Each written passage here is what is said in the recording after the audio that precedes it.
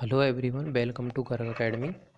आज हम पढ़ने वाले हैं क्लास 9th का चैप्टर नंबर 3 परमाणु और अणु, जिसके हम 3 पार्ट पहले ही पूरे कर चुके हैं। जिसमें हम परमाणु के बारे में, रासायनिक संयोजन के बारे में, परमाणु के अस्तित्व के बारे में, उसके अलावा हम डाल्टन का परमाणु सिद्धांत पूरा पढ़ चुके हैं। परमाणु द्रव्यमान क्या है इसके बारे में हम पूरा पढ़ चुके हैं।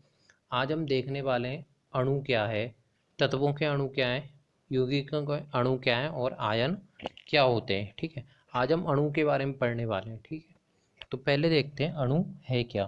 देखिए होता क्या है अणु के लिए। हम सीधा से लैंग्वेज की अगर बात करें तो अणु के लिए हम बोलते हैं कि अणु क्या होता है, परमाणुओं से मिलकर बने हुए होते हैं।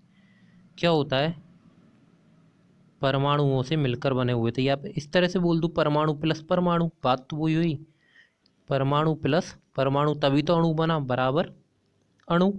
तो किससे मिलकर बना हुआ होता है, परमाणुओं से मिलकर बना हुआ होता है।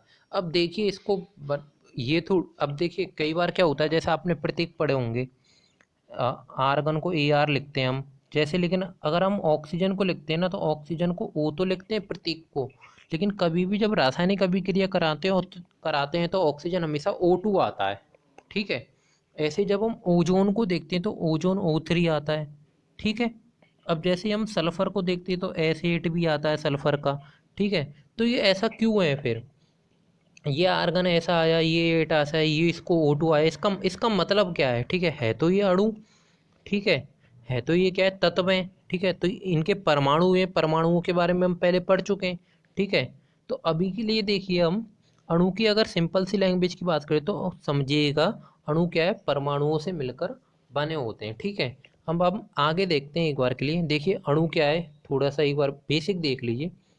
अणु दो या दो से अधिक परमाणुओं का समूह है, परस्पर रासायनिक आबंधों द्वारा जुड़े होते हैं, स्वतंत्र रूप से अस्तित्व में रह सकते हैं, और एक तत्व के परमाणु तथा अलग अलग तत्वों के परमाणु परस्पर संयोग करके अणु बनाते हैं। हम इन सारे पॉइंट्स को समझेंगे। ठीक है, उससे पहले देखिएगा, देखिए फॉर एग्जाम्पल मैं आपसे क्या बोलता हूँ, हमारे पास क्या है, हमारे पास कुछ तत्व हैं। ठीक है, जैसे कि हम यहाँ से ले लेते हैं। ठीक है, जैसे हमारे पास क्या है, कुछ एक तत्व है आर्गन। ठीक है, आर्गन को क्या लिखते हैं हम, क्या लिखते हैं आर्गन को, ए आर लिखते हैं। ठीक है, क्या लिखते हैं आर्गन को,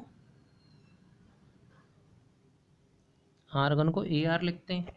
ठीक है, और मान लेते हैं हमारे पास दूसरा तत्व है कोई ऑक्सीजन, ऑक्सीजन को ओ लिखते हैं। तो अभी हम O2, क्योंकि इसको ऑक्सीजन को कभी भी ओ नहीं आता है। ठीक है, जब हम रासायनिक अभिक्रिया करते हैं तो इनको समझते हैं कि O2 को, ऑक्सीजन को ओ नहीं O2 लिखते हैं। ऐसे ओजोन को आप क्या लिखते हो, हमेशा ओजोन का रासायनिक सूत्र क्या है, O3 है, ऐसे ही लिखते हो ना। ठीक है, अब देखिए आर्गन, ऑक्सीजन और ओजोन। देखिए अब मैं आपसे क्या बोल रहा हूँ, जब आर्गन का अणु बनता है, ठीक है, हम क्या कर रहे हैं यहाँ पर, इनके अणु बना रहे हैं। क्या कर रहे हैं, अणु बना रहे हैं। ध्यान से समझिएगा, जब आर्गन का अणु बनता है तो क्या होता है, आर्गन खुद के अणु से ही बन जाता है। आर्गन क्या करता है, खुद के एक परमाणु से बन जाना, अणु से नहीं, थोड़े एक परमाणु से ही बन जाता है। आर्गन क्या करता है, ध्यान से सुनना, केवल एक परमाणु द्वारा ही निर्मित होता है, और खुद के ही, उसी तत्व के ही, जैसे आर्गन है। ठीक है, तो आर्गन का एक परमाणु से खुद ही आर्गन निर्मित हो जाएगा। ठीक है, खुद ही आर्गन निर्मित हो जाएगा। तो आर्गन का अणु क्या होता है, आर्गन का अणु खुद के ही परमाणु से निर्मित हो रहा है। ठीक है, समझ में आ रहा है। अब देखिए ऑक्सीजन क्या कर रहा है, ऑक्सीजन यहाँ पर दो हैं, एक ऑक्सीजन ये रहा। ठीक है, एक ऑक्सीजन का परमाणु ये रहा। ठीक है, तो एक, तो यहाँ पर क्या हो रहा है, ऑक्सीजन क्या कर रहा है, वो तो खुद के परमाणु से निर्मित रहा है। क्या कर रहा है, बन तो वो खुद के परमाणु से निर्मित रहा है, लेकिन यहाँ पर क्या हो रहा है, दो परमाणुओं से निर्मित हो रहा है, दो परमाणुओं से निर्मित हो रहा है। माना कि जैसे आर्गन खुद के परमाणु से निर्मित हो रहा है, लेकिन आर्गन खुद के एक परमाणु से निर्मित हो रहा है। आर्गन क्या हो रहा है, खुद के एक परमाणु से निर्मित हो रहा है। ठीक है, ऑक्सीजन की अगर हम बात करें तो ऑक्सीजन क्या हो रहा है, खुद के दो परमाणुओं से निर्मित हो रहा है, खुद के दो परमाणुओं से निर्मित हो रहा है। ठीक है, ऐसे ही अगर हम O3 की बात करें, ओजोन की, तो ओजोन क्या कर रहा है, ओजोन खुद के तीन परमाणुओं से निर्मित हो रहा है। ठीक है, ओजोन क्या कर रहा है, खुद के 3 परमाणुओं से निर्मित हो रहा है। अब देखिए यहाँ पर अणु के लिए हमने क्या पढ़ा था। देखिए अणु क्या करता है, अणु 2 या 2 से अधिक परमाणुओं का समूह है। ठीक है, अणु क्या होता है, परमाणुओं का समूह है। तो आर्गन क्या कर रहा है, खुद के परमाणु से ही बन रहा है।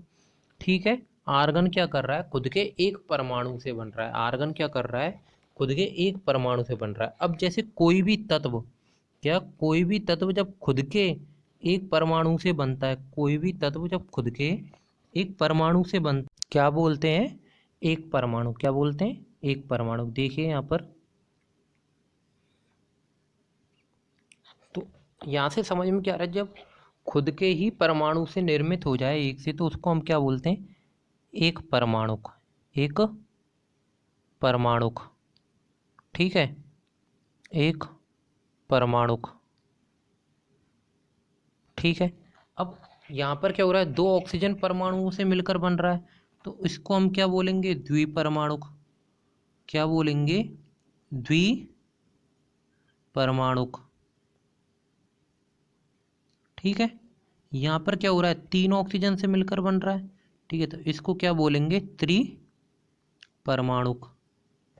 क्या बोलेंगे, इसको त्रिपरमाणुक बोलेंगे। ठीक है, ऐसे जो तत्व एक परमाणु से मिलकर निर्मित होते हैं उनको एक परमाणुक बोल देते हैं, 2 से मिलकर बनते तो उनको द्विपरमाणुक बोल देते हैं, 3 से मिलकर बनते तो उसको त्रिपरमाणुक बोल देते हैं। अब देखिए अणु पर जाइए, ये क्या होता है, परस्पर रासायनिक आबंधों द्वारा जुड़े हुए होते हैं। तो ये क्या होता है, जैसे अब ये 2 है तो ये क्या होगा, कुछ इस तरह से होगा। तो इनके बीच में क्या होता है, रासायनिक आबंध होता है। मतलब रासायनिक आबंध से मतलब एक तरफ का आकर्षण होता है। क्या होता है, एक तरफ का आकर्षण होता है। ठीक है, जिसके द्वारा ये जुड़े हुए होते हैं। ये स्वतंत्र रूप से अस्तित्व में रह सकते हैं। ठीक है, देखिए हमने परमाणु जब पढ़ा था, परमाणु के बारे में हमने पढ़ा था, ये स्वतंत्र रूप से अस्तित्व में नहीं रह सकते। लेकिन अणु के बारे में हम क्या पढ़ रहे हैं, हम स्वतंत्र रूप से अस्तित्व में रह सकते हैं। देखिए हम यहीं से एग्जाम्पल समझते हैं। हम ऑक्सीजन को हमेशा O2 ही लिखते हैं, और O2 तो अणु है। O2 तो क्या है, अणु है।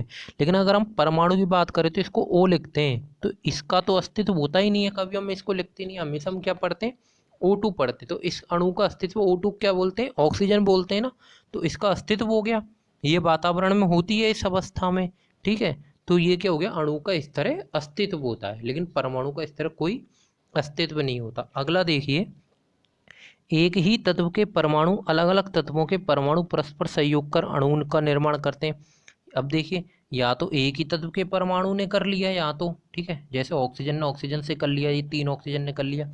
यहाँ पर ये कोई जरूरी नहीं है, अलग अलग परमाणु भी अणु का निर्माण कर सकते हैं। जैसे जैसे फॉर एग्जाम्पल, जैसे हाइड्रोजन है, ठीक है, ऑक्सीजन के परमाणुओं से क्रिया करी और यौगिक बना लिया H2O। ठीक है, तो हाइड्रोजन के परमाणु, ऑक्सीजन के परमाणु, दोनों ने अणु बनाया। अणु क्या है, वो अणु का नाम क्या है, जल यौगिक। वो अणु का नाम क्या है, जल यौगिक। वो अणु का नाम क्या है, जल यौगिक। इस तरह इनको क्या बोलते हैं, तत्वों के अणु। ये क्या हो गए, तत्वों के अणु। ये क्या हो गए, तत्वों के अणु। तो तत्वों के अणु एक ही प्रकार के परमाणुओं द्वारा संचरित होते हैं, लेकिन अधिकांश अधातुओं में ऐसा नहीं होता।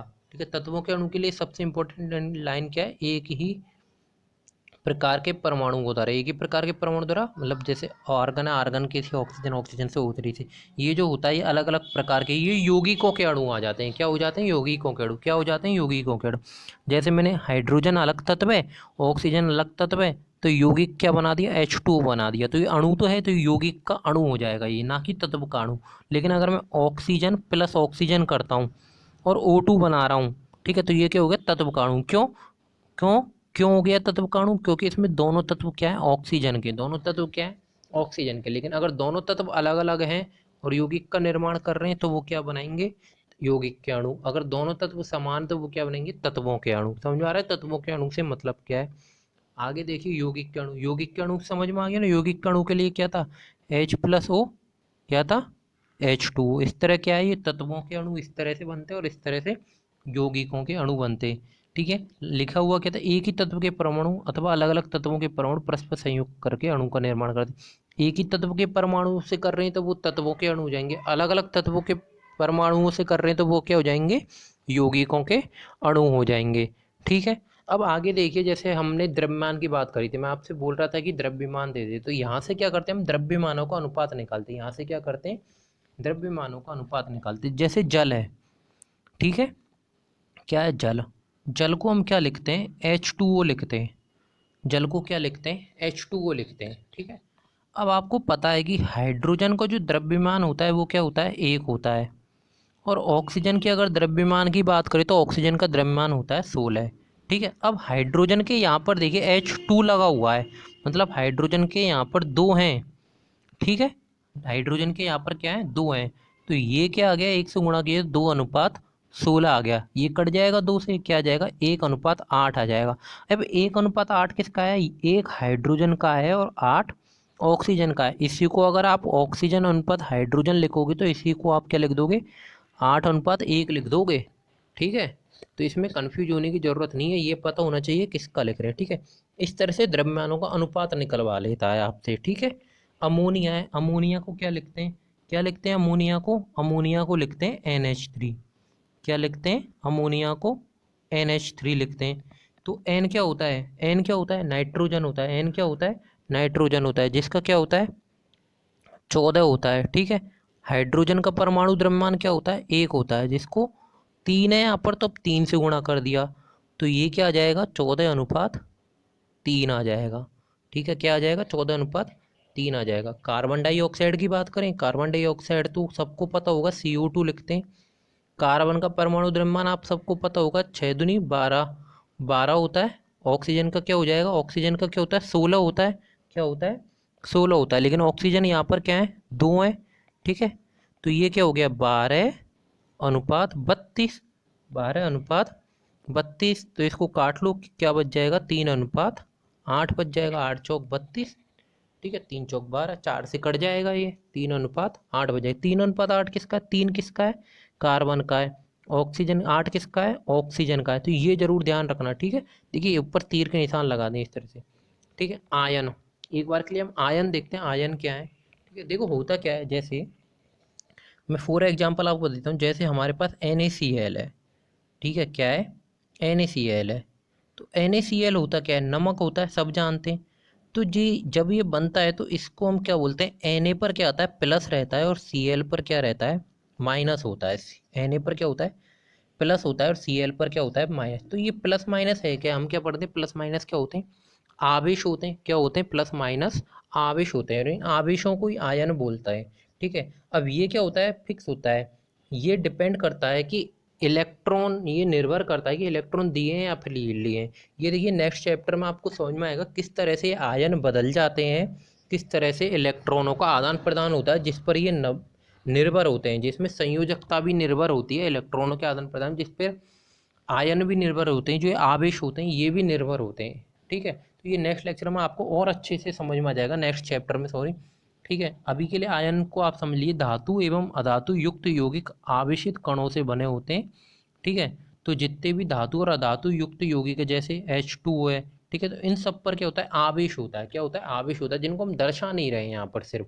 जैसे NaCl हम डायरेक्ट हमेशा NaCl लिख देते हैं नमक को, लेकिन होता क्या है वो Na+ और Cl- होता है, ठीक है। अब ये आता भी कैसे, ये भी हम आगे नेक्स्ट चैप्टर में पढ़ते हैं, ठीक है। तो अभी के लिए हम आयन क्या देखते हैं, धातु एवं अधातु युक्त यौगिक, जो यौगिक बनता है जैसे H+O से H2O पे क्या होता है प्लस और माइनस दोनों आवेश होते हैं, ठीक है, जिन्हें क्या बोलते हैं आयन बोलते हैं, ठीक है। अब जैसे कैल्शियम ऑक्साइड है, हम क्या करते हैं कुछ कुछ आयनिक यौगिकों के द्रव्यमान देख लेते हैं, आयनिक यौगिकों के, जैसे कैल्शियम ऑक्साइड है, कैल्शियम ऑक्साइड को क्या लिखते हैं, कैल्शियम ऑक्साइड को हम लिखते हैं CaO, क्या लिखते हैं CaO। Ca क्या है कैल्शियम, इसका परमाणु द्रव्यमान क्या होता है 40 होता है, क्या होता है 40 होता है, ठीक है। ऑक्सीजन, ऑक्सीजन का परमाणु द्रव्यमान क्या होता है 16 होता है, इसका अनुपात निकाले तो क्या आ जाएगा 5:2। ये किसका है 5 किसका है Ca का, ठीक है। दूसरा अक्षर ध्यान रखना, ये देखिए मैंने छोटा लिखा है, ऑक्सीजन किसका है ये ऑक्सीजन 2 का, ठीक है। अब देखिए ऑक्सीजन कभी भी अकेला नहीं आया ना, अकेला किस लिए है ऑक्सीजन यहाँ पर, क्योंकि Ca के साथ है, ठीक है। लेकिन ऑक्सीजन जब अकेला आएगा तो वो O2 ही आएगा, ऐसे अकेला नहीं आता, अगर अकेला आ रहा है तो वो किसी ना किसी के साथ आ रहा होगा, ठीक है।